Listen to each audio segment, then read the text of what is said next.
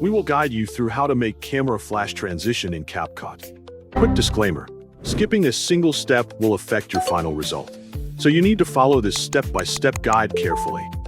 If this guide helpful, don't forget to like and subscribe. First, don't forget to comment if you still need our help or want to ask something, and we will reach you as soon as possible.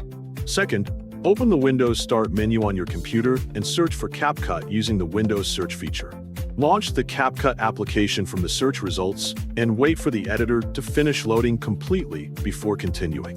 Create a new project or open an existing one, depending on whether you are starting a fresh edit or continuing a previous project. Import the video clips you want to connect if they have not already been added to the project. Arrange the clips in order on the timeline so they play in the correct sequence without unwanted gaps. Select the Transitions tab from the toolbar at the top of the editor to access the transition library. Wait for the transition library to appear completely before searching for a specific effect.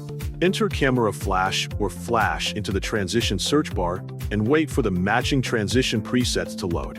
Browse the available camera flash transition presets and compare the different styles until you find one that best suits your project. Choose the camera flash transition you want to use by clicking it to preview the effect. If you are satisfied with the preview, drag the transition onto the cut between the two clips on the timeline. Adjust the transition length to control the speed of the flash effect. A shorter duration creates a quick camera flash, while a longer duration produces a more gradual transition between scenes. Preview the transition in the playback window and watch carefully to see how it blends the first clip into the second. Play the edited sequence again to ensure the transition blends smoothly and supports the overall pacing of your video.